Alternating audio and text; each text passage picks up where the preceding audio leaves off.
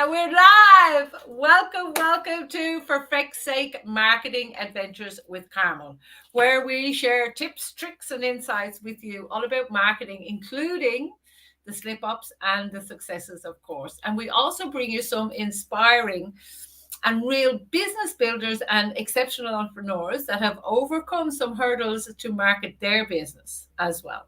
So if you're watching this on social media, make sure you give us a few thumbs up and a few likes. And if you have any questions as we go, make sure you put them in the comments below. If you're watching this on YouTube, maybe after we've done it, please put any questions you have in there, and also subscribe and ring that little bell, click that little bell, so you will get an alert anytime that we bring some of these amazing people on. So today, after a little bit of technical challenges, shall we say, we have the amazing Jen Bilger all the way from the US of A. Whereabouts are you based, Jen? Denver, Colorado. So it's nighttime here. So I know Denver, it's Colorado. day for you, but it's night for me. It So is. Thank you so much for hopping on at this time. So let me tell you a little bit about Jen and introduce her properly. So Jen, after 20 years in corporate human resources, she decided to follow her true passion and take the best parts of her experience, cherry pick them, and bring them into her business. So as a speaker and a certified behavioral consultant, and there's a big difference between the personality side of things and behavioral. mhm. She uses her unique focus on the behavioral side of business to help leaders, entrepreneurs, business owners define their strengths and utilize them to enhance their interactions. But she also loves cupcakes. So hence the title of today. So what can cupcakes tell you about your sales? And the type of cupcake you choose is going to tell us that, which Jen's going to share shortly. But Jen, give us a little bit of background on Jen and how she came into this space and how she even got into human resources in the first place. Well, I like to say I fell backwards in the human resources because I did. Um, as I was going to college, my first corporate job that I got, I paid my way through college. So I got this nice, beautiful corporate job, and I was answering phones. And I was a Great receptionist. job. That's what I was. And so, but it paid bills. It was steady work. It helped pay my way through. And I had a boss who was amazing who came in and he's like, you work good with people. So I'm going to put you over here. And I'm going to give you some more responsibility. How do you like that? And I was just like, Okay. okay. Because I would sit behind the phone and I answered, I was a receptionist for a department. So I only Okay. answered the phone when they got calls. And I would literally, sometimes I would file things for them. I mean, I was the regular gal Friday type of role. And I mean, I was 19, 20. Yeah. It was a good thing. So he was just like, I see you like to do puzzles. I thought maybe you might want to do something else. I'm like, yes, Okay. please give Another me more piece to the responsibility. puzzle. At the time, I was going to school for law. I have a degree in legal studies. And I was on a path to become a lawyer. And I was about in my last couple of years of school. I was paying my way through those, so it took me a little bit longer to get through and couldn't take classes as often as other people who were going full time and things like that. And he said, so the regulations for the transportation industry have changed greatly in the last like 3 to 5 years. And we need somebody who understands how to read the regulations. Can you do that? And I said, uh huh. I had no idea. Yeah. Um, so I go to school to do that kind of stuff. So, and so I became their DOT compliance person. I got a lot more responsibility, and it was my foray into human resources because as a driver manager, I hired people. I worked in workers' comp, and here in the States, workers' comp is if something happens to you, what goes on with that, the investigations that go behind it, Yes. things like Yeah. that. Yeah. Same here. So, yeah, so I did the workers' comp, the safety management, the driver management, everything that's in that foray of human resources. So I like to say I fell backwards in human resources because when I actually graduated with my degree, I did not go on to become a lawyer.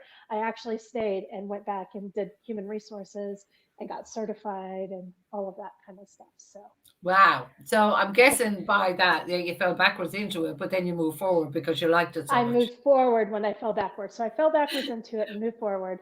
And it's all because somebody looked at me and said, you're kind of good with people. So I think I'm going to Mm. put you here. So how do It's you think, what do you it's think about that? amazing how that happens sometimes. That happens, but not necessarily to enhance your Yes. career or enhance whatever Yes. you do. But that's awesome that it did for you. So tell us about the cupcakes. Tell us this cupcakes Yeah. thing. So when you focus in the behavioral side of things, it's all about what you like and what you don't like. So if I take you and say, okay, everybody kind of close your eyes and imagine that you own a cupcake shop and you were going through this whole entire thing and imagine the most scrumptious chocolate covered cupcake that's just drizzled with ganache and everything and all the wonderful yumminess that's there. And this is your cupcake of the day. And I, as the customer, walk in and I take one look at that cupcake and you're trying to sell me that cupcake. And I take one look at it and I make a face that kind of is like, ugh. It's because you're trying to sell me something I don't like because it has to do with preferences. So when we talk about cupcakes, you like certain things to eat and you love chocolate or you hate chocolate. It Yeah, usually is not in yeah, between. You can say I'm okay with chocolate, but usually there's this I really like it, I really don't like it. So when you talk about cupcakes, we're talking about your preferences. And when you talk about your preferences, it's what you like and what you don't like. So if I walk in and you try to sell me a chocolate cupcake, I happen not to like chocolate, by the way. And yes, I'm a woman. Yes, I'm a true person. I'm not an what's wrong alien with of you? any sort. I know. I often get people who look at me and they're like, "Are you human?" Yeah, I really am. I just don't care for Yeah, chocolate. I it's, happen to like vanilla.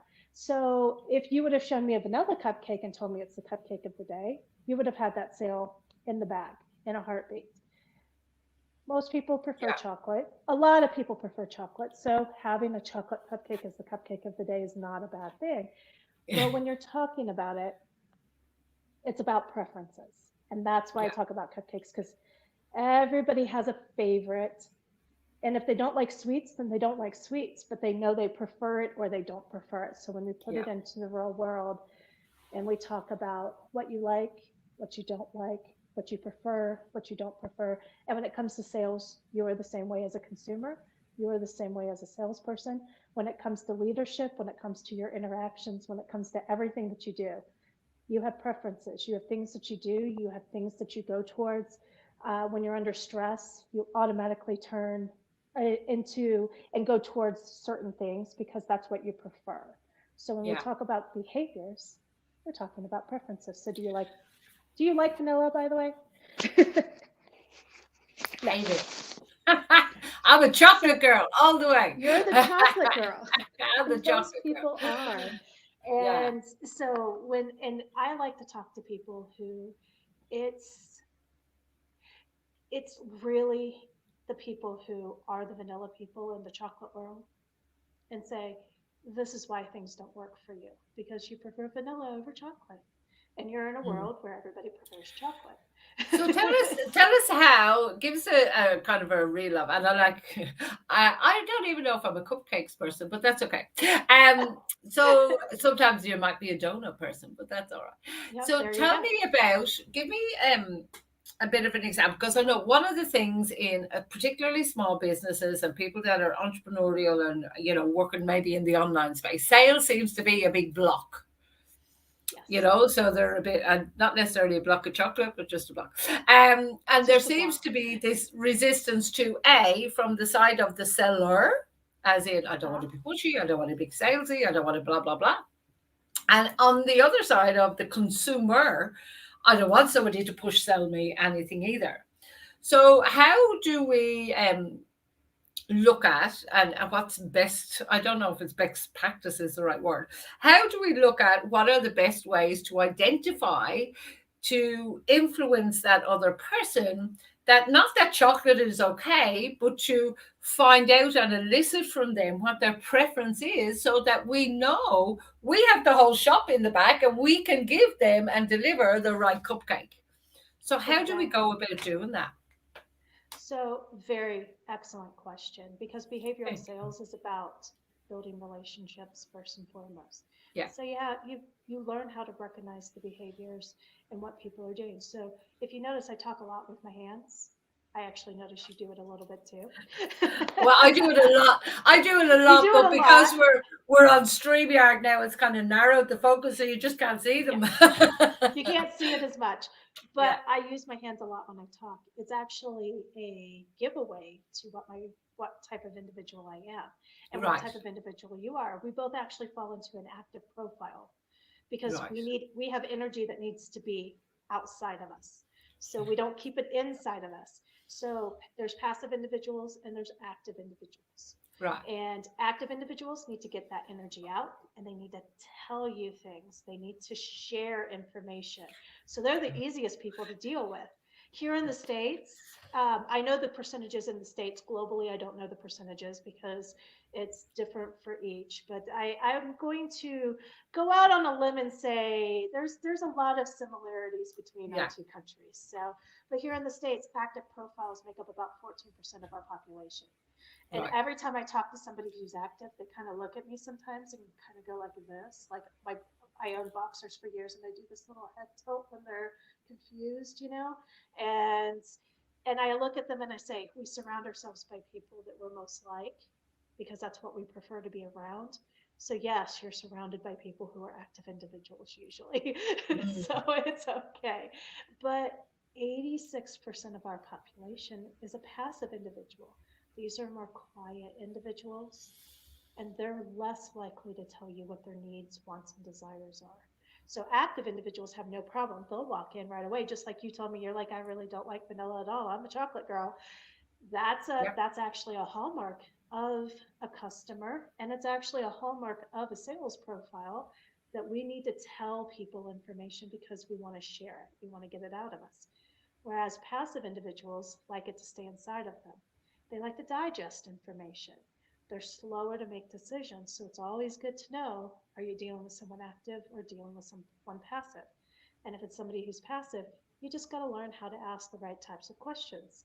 So when Mm-hmm. somebody comes in, and I like to go back to the cupcake shop, active individual will walk in and tell you, and there's two types of active individuals. The first type will tell you something along the lines of, I'm looking for a vanilla cupcake. They are Yeah. direct individuals. They're the lowest amount of individuals that are out there. It's about 3 to 5% of the population fall into that category. So it's a very rare thing when it occurs, but it does happen where somebody walks in and says, I want a vanilla cupcake, put it out, get it to me, I'm ready. And they're going to walk out the door and it's going to be the easiest sale of the day. Yeah.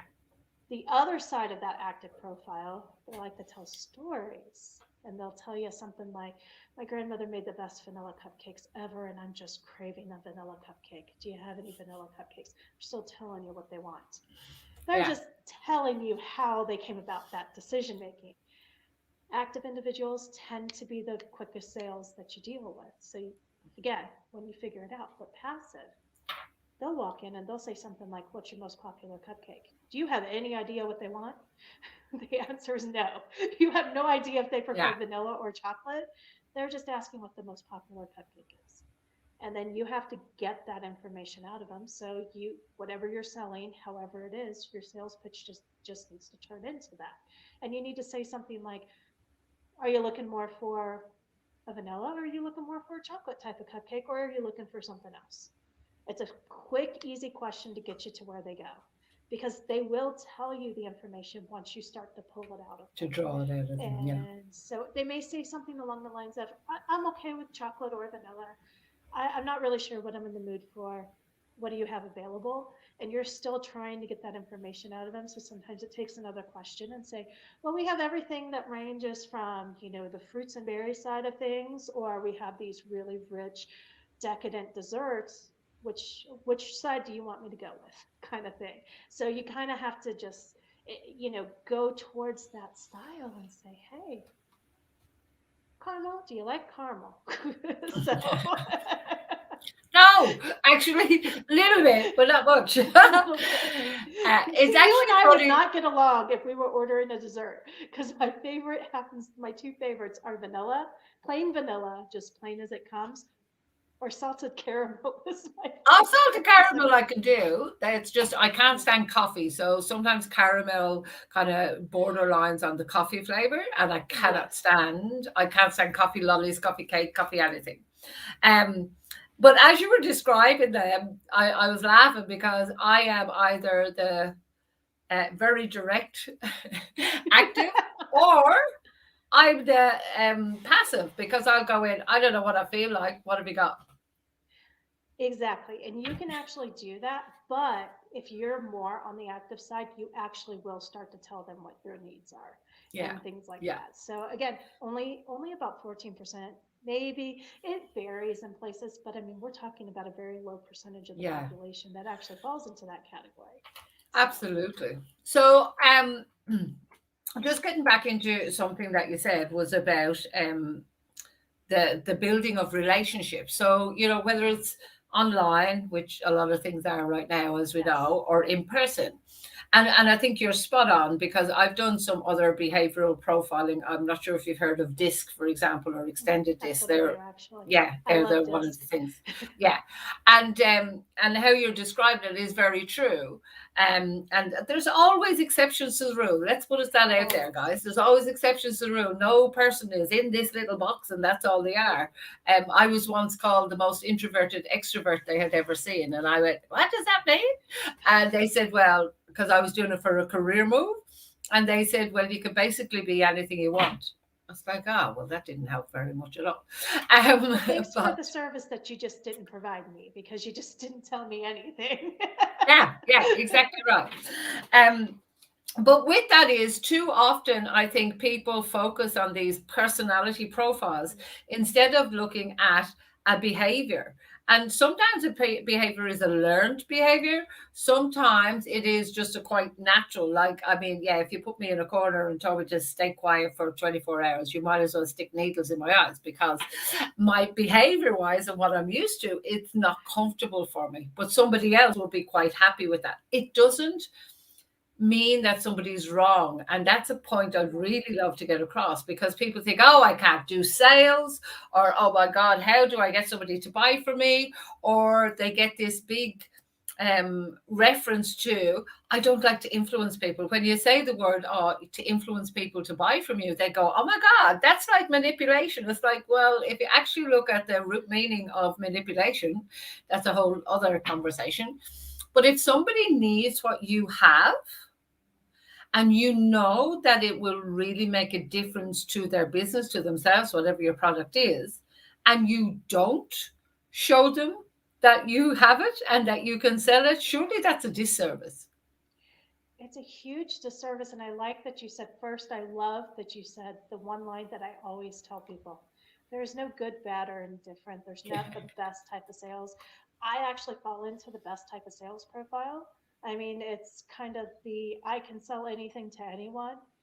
But my biggest downfall is I want people to like me. So Yes, my yes, biggest thing is I don't want to upset you. So if I think you're not going to like me in the process, I will pull back completely and I will stop everything I'm yeah, doing. I won't yeah, close because if I close and you say no to me, then I've ended that relationship and I'm about yes, building relationships. So even yeah, though I fall into the best sales profile, and I can influence anybody to do. Ask my husband; he will tell you he's never lost an argument. okay, And in many of my jobs, I have been the person they've sent in to talk to whoever the decision maker is, because I will get what I want from that decision maker because yeah, I just know how to talk to people. That being said, it doesn't make me better or worse or anything. It just makes me who I am. yeah, And it's not a good thing. It's not a bad thing. It just is.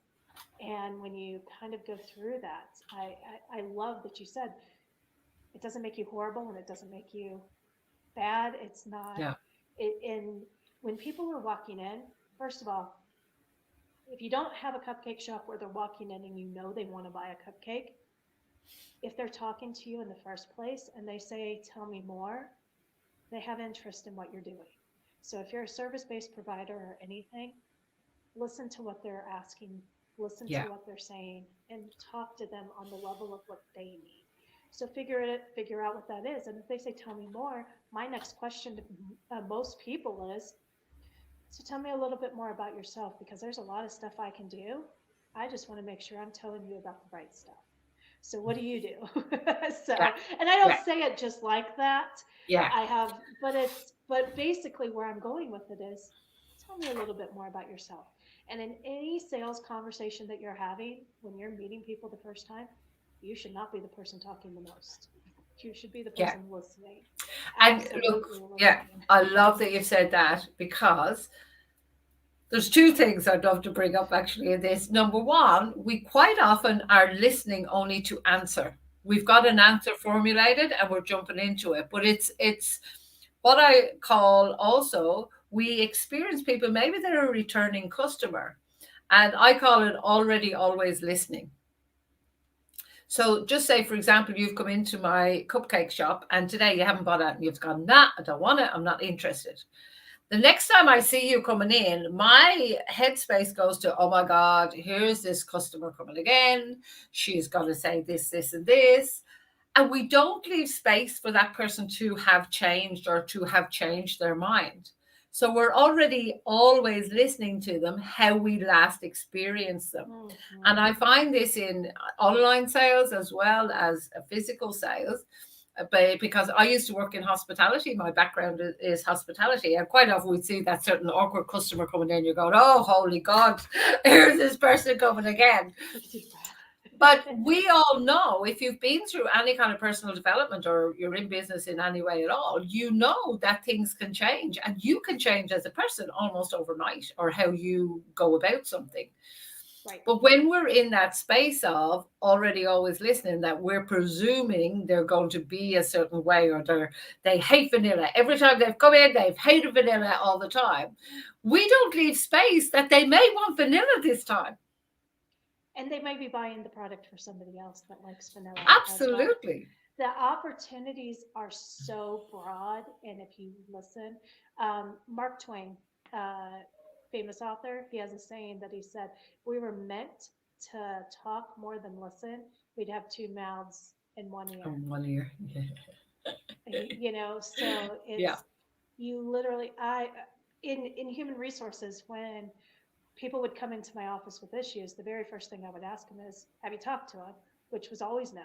It was always no, but I always asked the Yeah. question anyways, because you're right. I always assumed that it could have changed from the last time I talked to them, Yeah. or that some miraculous unicorn of a manager is going to come in and say, yes, I talked to them already, Jen. And I have hit a wall and I need your advice. And I'm just, but Yeah. it just never happened. But the second thing I would say is go actually talk to them and listen to what they say to you. Mm. And I said, get a And notebook out really listen and to what listen. they say. Yeah. And I said, take notes. And when you tell somebody to take notes, they actually pay attention to what the person's saying because they're taking notes. So I would say, here's a notebook if you don't have one, go take notes and bring it back to me. And then they would tell me, after having the conversation, I think we've resolved everything. And I'm like, all right, good. Have a good day. You don't want to hear what they said? No. Do I need to? No. Wait. You don't want to put this in their file? No. Really don't need to. It's extra paperwork. I basically made them do the one thing they hadn't done yet, which is sit down and listen to the And talk employee. to them. Which Yeah. in sales, when I'm talking to people and they're like, I just can't get past this one line, and I'm like, well, what's the one line you can't get past with your customer? And then as soon as they start telling me it, I'm just like, well, you lost me as soon as you opened your mouth. What do you mean? Well, you didn't ask me what I needed yet. You have not once asked me what I needed in this whole conversation. So ask me what my needs are. Yeah. Well, I need to tell them how I could. I said, how are you going to tell them how to fulfill your needs? How you're going to fulfill their needs if you don't know what they are yet? Yeah. And I said, but they're coming to me. I'm telling you, go ask them what their needs are and then come back to me and tell me how that conversation went. As soon as you start to do that, and it's usually the people, there's four main sales types that I really like to go into for people, and it's usually two types of sales types that actually do that most often. And there's two types that actually do that listening first and want to hear what the customer Yeah. has to say and things. Too much And so sometimes. yeah, and it's just like, okay, you They have get to caught up in the eventually open your story. mouth and you have to start telling them how you can fulfill their needs. Yeah. And, but when I talk to people all the time, I'm like, are they married? Well, we didn't talk about that.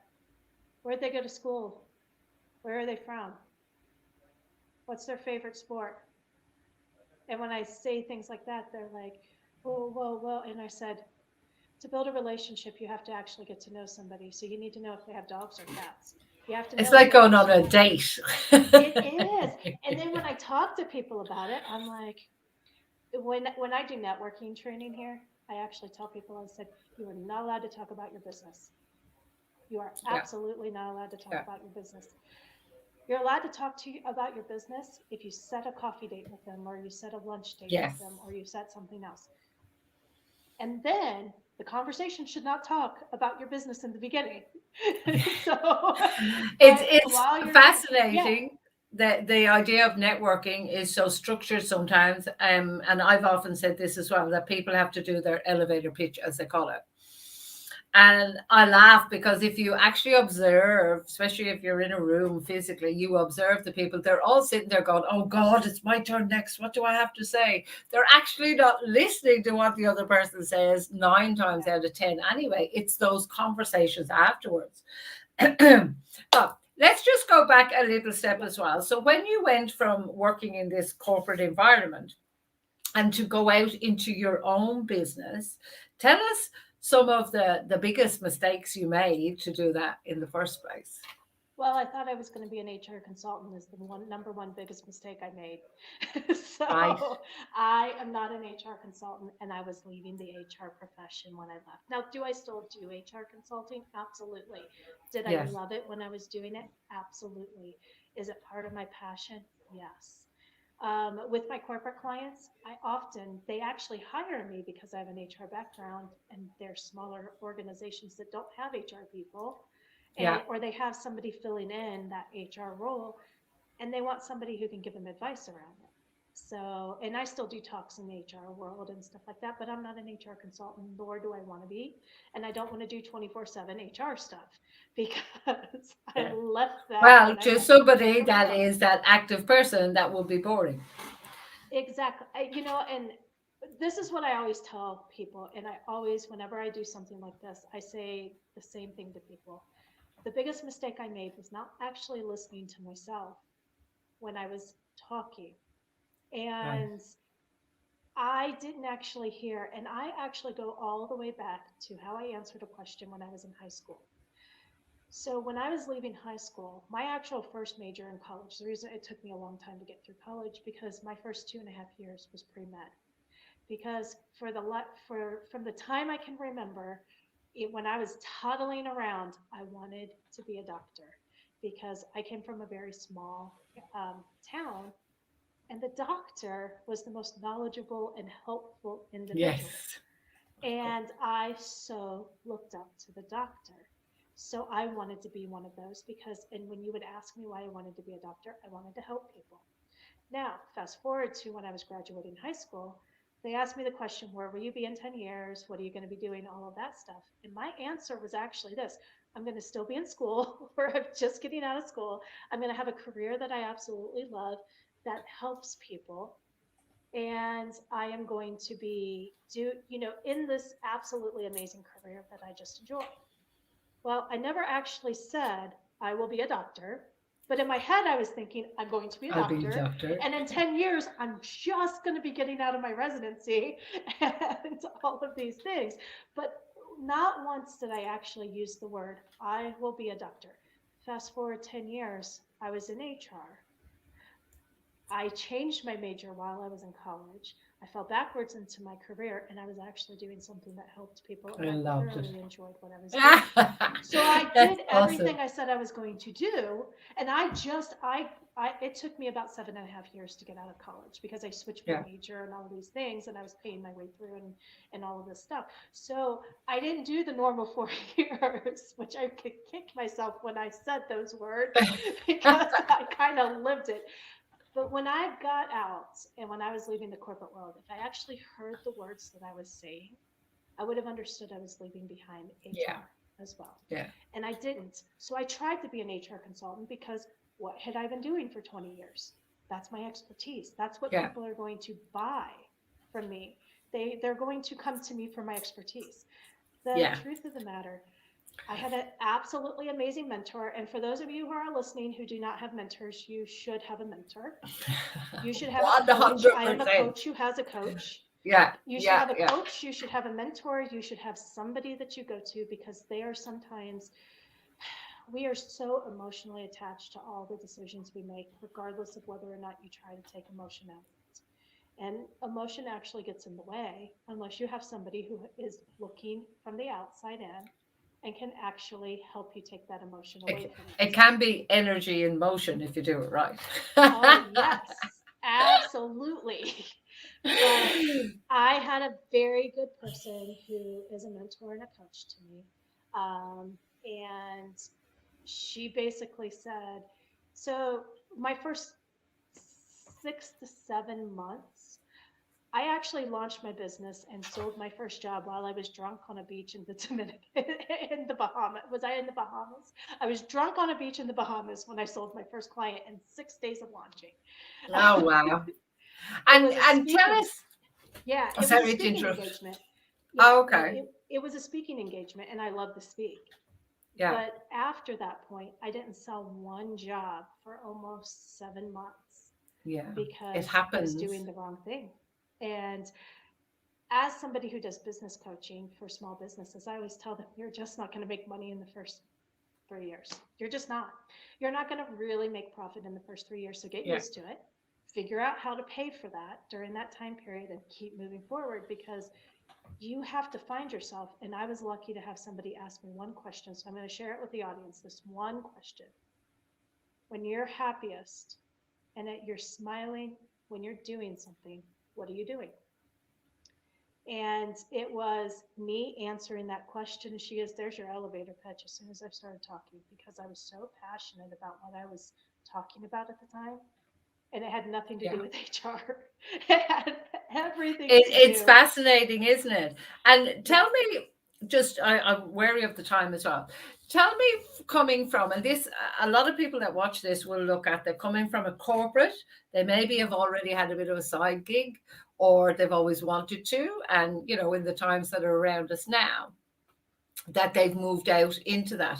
So how did you then, as you said, you weren't coming out and you weren't saying, ta-da, I'm a HR consultant. And I'm a that's a bit of, consultant yeah, now. yeah. My daughter gives out to me I used to have my grandchildren going, ta-da, all the time. I love it. But tell me, how did you go about marketing your business? Because, we're talking about very intelligent people that have been in a business environment for many, many years and they've been bloody good at it. But it's a whole Mhm. different kettle of fish to come out and have to market yourself. It's completely different. How did you do that? Yeah. And I would love, I just want to say, I always marketed myself with where I worked. So I always related it to where I was working. So even when I was speaking on behalf of the organization I worked for, Yeah. not myself. Even though I was the person who was speaking and I was the person Yeah. who So created the how did content, that change when you it were doing your own business? it was scary and it was one of those things. And that's where my 7 months of not selling anything, when they caught me drunk on the beach. It's like, ah, blah, blah, blah. Yeah. And my husband said it was the funniest thing he's ever seen because I actually walked away from the people like 4 or 5 times going, I need to go get another drink. We happened to be at an all inclusive place. I wasn't thinking about sales. I just launched my business 6 days beforehand. We actually already had the vacation scheduled before I decided to, to launch a Yeah. business. and I wasn't in that mode. And he watched me flip a switch. And as soon as I flipped the switch, I think it was because I had nothing else that was there that was stopping me from Yeah, you talking had no and the passionate. alcohol had got rid of the inhibitions. Are I you had recommending that we just liquid get courage. drunk and sell? No, because the liquid courage was not the thing. I was confident though when I was Yes. talking Yeah. because that liquid courage was giving me confidence. My Yeah. problem though was I wasn't passionate about what I was trying to sell. So you have to be passionate about it. And that's the lesson I had to learn. And I was lucky to learn it in my first 6 to 7 months Yeah. of my business And it because also most has people to don't. it has to solve a problem It has to that the solve a people problem. Yes. who want it and need it. And look, people say to me, oh, but say for example, I'm a doctor. It's like, oh, there's lots of doctors around. That's okay. It depends. It's not that the market is saturated or not with what it is. You will buy, people will buy, and the study has been done on decision brain science. It's like it's done on emotion. So Uh-huh. people that they know, like, and trust, are more inclined to buy from. And as you say, you surround yourself with the people most like you. So if you connect with people, one of the highest compliments I ever got was like, oh my God, you're the exact same offline as you are online. Because authenticity is one of my highest values. So I wanted to do that because then I will attract more authentic people too. And we won't have Absolutely. this bull And and whatever. absolutely. And you want to build that relationship because we really work with the people we like the most. So if I come up to you and I say, Carmel, I know you really don't care for vanilla, but my friend over here, she makes the best chocolate. I can't tell you for sure if it's the best because I don't care for chocolate. But the sheer fact that I remembered that you don't like vanilla Yeah. is going to stick in your head. I Yeah. always tell people it only takes a second to do something like that and to pay attention to the individual And and you them to know, become the do they connector. Yeah. yeah, and it really is, it's building that relationship. And when you're in sales, if you build a relationship with somebody, even if they can't use your services today, they will always send people to use your services, and they Yeah. will always Because they'll try to remember use your you. services because they like you. I So if think you're a we good could talk person, for hours and hours, but absolutely we I've could. three more questions for you. Go ahead. So Shoot. number one is, in all of your now marketing and building your own business, what part does video play within that for you? What part does the what play? Video, using Oh, video, video using when I things do like this. videos. So I had to switch over during 2020, like most people, and video is huge for me. And the only difference is, I'm going to tell you the one thing that you probably didn't expect me to say. And video plays a huge role in what I do, but I had to limit the amount of time I'm on video with people because video drains me tremendously because I am an in person and I gain energy by being around other people. And you and I talking drains my energy because I'm in front of a screen. And I That's had so to funny. learn I could not do my normal sales calls. I used to sit in a coffee shop every Friday afternoon and I would meet people nonstop. And I could meet like 10 people in a row and still keep going and Yeah. still go out and see my girlfriends at night Yeah. because I like Look, the I can energy. completely relate to that because I've had 2-day workshops like this online, Mhm. and I've got off them and gone, pumped. And it's like, because there's No, you're nobody not. here. There's no physical person to There's no actually physical interact with. energy. And then Yeah. it just does deplete me. So it's Yeah. So, interesting. but it does play a big part in the things that I do. I do virtual coaching now, which I did not before, which I never wanted to because I know where my energy levels are. Yeah. I did have to cut down the amount of people I see during a day. And it feels weird to me because when I was in corporate, I would work 10-hour day, 10, 12-hour days. And I was fine with it because I was Yeah. always seeing You're people. with people. I was in hospitality. I hear Exactly. you. I And was surrounded by them. so I had to relearn who I was and how many, like I cut off my coaching to 3 times a day when I'm coaching with people. I can only do 3 coaching calls during the day. Now, whatever else I'm doing during that day. Now, if I go out, though, and I'm meeting people in person, I could do probably 5 or 6 coaching calls in a day Yeah, because I can absolutely. keep Ah, going. I So totally I get had to that. learn that. So that is the one thing that did change for me. But I do everything virtually. I do speaking virtually. I do workshops virtually. Everything changed to virtual Yeah, for me cool. between. So, next question is if people Mhm. wanted to contact you, I'm going to by social media. So, I'm going to actually show your Facebook page down here somewhere. Um, so this is on Facebook how you can get in contact, and also I will show your website. So if people Yes. want to get onto the website, there it's at the bottom. It's www.coachjenbilger.com, and there is some free resources on there as well. And of Awesome. course, guys, hop onto my website at any time. And if you're not already on my YouTube channel, go to YouTube, check for Carmel Murphy, and you'll see these interviews and more even like it. So tell me lastly, this is a question I always give to my guests at the end because I think it's a fun question as well as anything else. If you weren't doing what you're doing right now, what would you be doing instead? Oh my goodness, this is one that nobody has ever asked me before. Um, you know, I think I would still be doing something that helps people in some capacity. So if I wasn't Yeah. doing this, I've always said if I won the lottery, I would still work and I would still do things. This is hard because I actually left the corporate world to do what I love to do and build a business around it. And I definitely would not go back to the corporate world today. Yeah. So So you don't I, know. I am done. You know what? I've always wanted, my grandparents had a horse farm when I was growing up, and I've always wanted to have a horse farm. So Right. I've always said that I want to retire with enough money to have a horse farm. So Oh, so you'd be having a horse farm. One of the best answers I got so far was a pole dancer within 2 seconds. I said, what would you be doing if you didn't have pole dancer? And it was a guy. you know what? I love that. But I love that they were like, I know what I want to do.